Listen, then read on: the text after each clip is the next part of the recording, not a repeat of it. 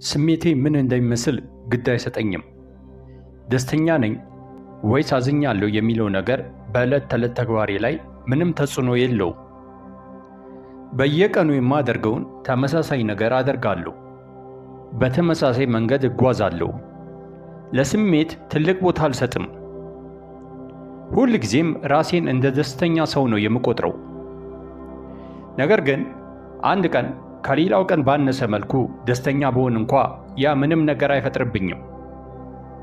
እኔ ሰው ነኝ፣ ሕይወት ደግሞ እንዲህ ናት።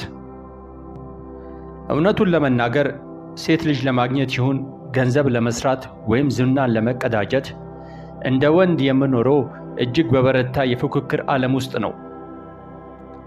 ዓለም ምን ያህል የፉክክር እንደሆነች ብዙ ወንዶች የተረዱ አይመስለኝም። አንተ የምትፈልጋትን ሴት ሌሎችም ይፈልጓታል። ስለዚህ ሌሎች ወንዶችን መብለጥ አለብህ። በሁሉም ዘርፍ ስኬታማ፣ ማራኪ፣ ቀልደኛ፣ ብልህ፣ በራስ የምተማመንና ባለሀብት ለመሆን ከፍተኛ ጥረት ማድረግ አለብህ።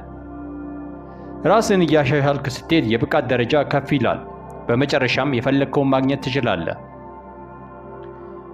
ብዙዎች ይመጡና እንዴት ሴት ልጅ ላግኝ ይሉኛል። ወዳጄ አንተ እኮ ተሸናፊ ነህ። ተሸናፊ ሆነ እንዴት እንዲህ ትጠይቀኛለህ? ይህ እኮ በብስክሌት ሆነ ፌራሪን በሩጫ እንዴት ልርታው እንደማለት ነው። በብስክሌት እስከፈለግከው ድረስ ብትረግጥም የማትችለው ገደብ አለ። ተሸናፊ ከሆንክ ሕይወት በጣም ከባድ እየሆነችበት ትሄዳለች።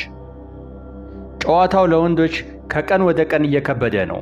ራስን ካላሻሻርክ በውድድሩ ትበላለህ። ይህ ነው የጨዋታው ሕግ።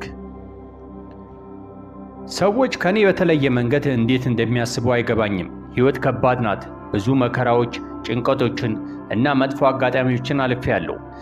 ግን እነዚያን ሁሉ ለታላቅ ስኬት ማገዶ አድርጌያቸዋለሁ።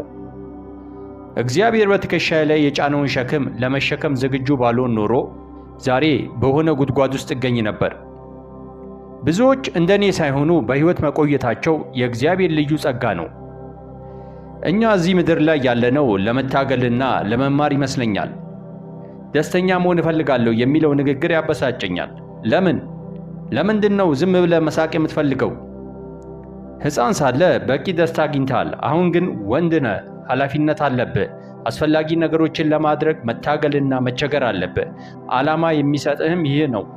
እንደ ወንድ የፈለግከው መሆን ትችላለህ። የባህሪን ግንባታ ልክ እንደ ቪዲዮ ጌም ከዜሮ የምትጀምረው ነው። ማንም ሰው ሲወለድ የዓለም የቦክስ ሻምፒዮን፣ ባለሀብት፣ ብልህ ወይም በራሱ የሚተማመን ሆኖ አይወለድም። እነዚህን ሁሉ እኔ ራሴ የገነባኋቸው ናቸው። ስለዚህ የድሉን ፍሬ ለመቅመስ ብቁ ነኝ።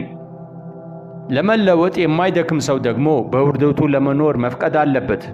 ስለዚህ ወንድሜ የሕይወት ትርጉሙ መጋፈጥ ነው። ምን ያህል ለመሞት ከባድ እንደሆንክ ለራስህ የምታሳይበት መድረክ ነው። ተነሳና የሚገጥመን ችግር ድል አድርገው።